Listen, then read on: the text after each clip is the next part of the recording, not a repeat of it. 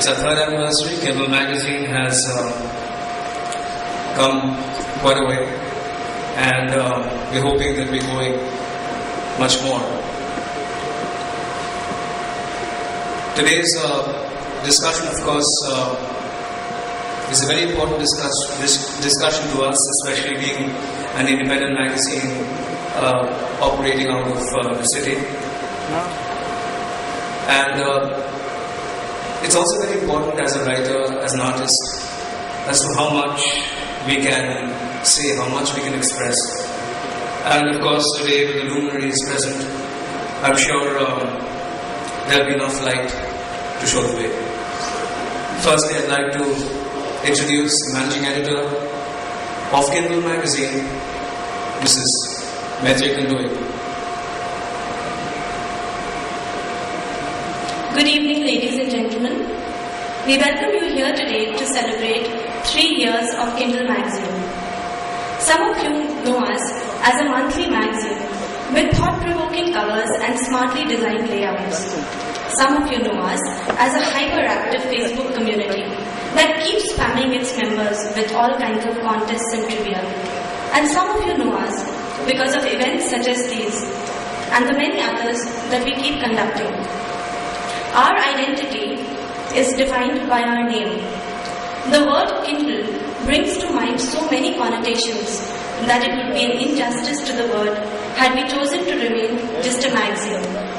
So, beyond our monthly 72 pages, we spend a lot of time inside classrooms and auditoriums, at bookstores with our readers, engaging them in debates or discussions, or simply watching offbeat films with them.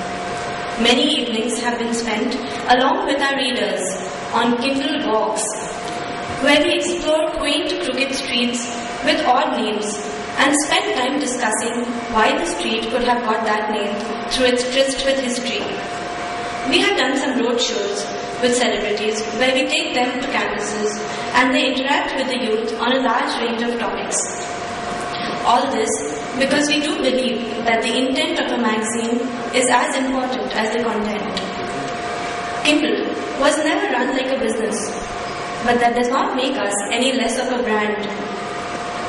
We cannot compare to large media in terms of circulation, but we do have our readership in very royal homes.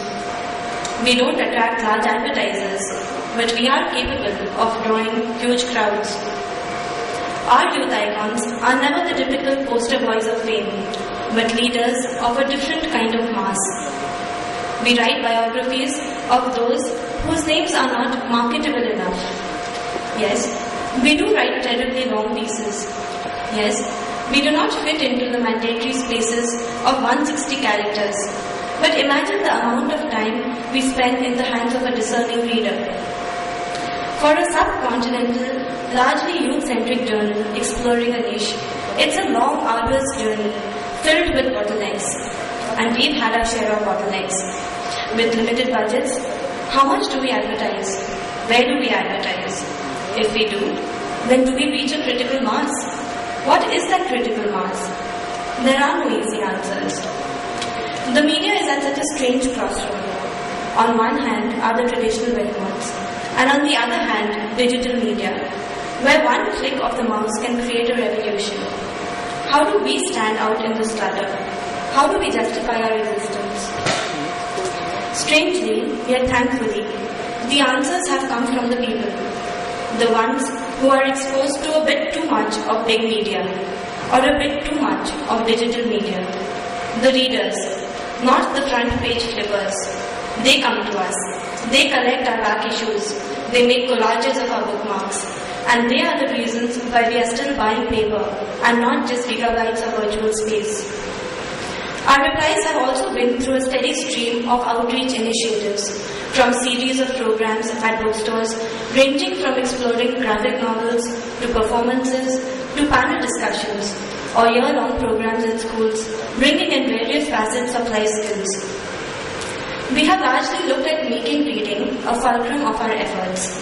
As an extension of that praxis, we are now on the verge of giving finishing touches to a certificate course in journalism and creative writing. Events such as these are again part of a larger Kindle vision, to not be just a media, but a medium for communication between you and the policymaker, between you and our unheard of icons, and between you and us, the publishers, so that we maintain a check and balance on each other, so that we keep questioning, and so that we give birth to a more conscious mindset. So while you listen to this debate on arrested voices, do some soul searching, ask some questions, and finally, take Kindle back with you, to your homes and to your campuses. Thank you. I would like to call in our Editor-in-Chief, Pritha Kejriwal, to take over, please.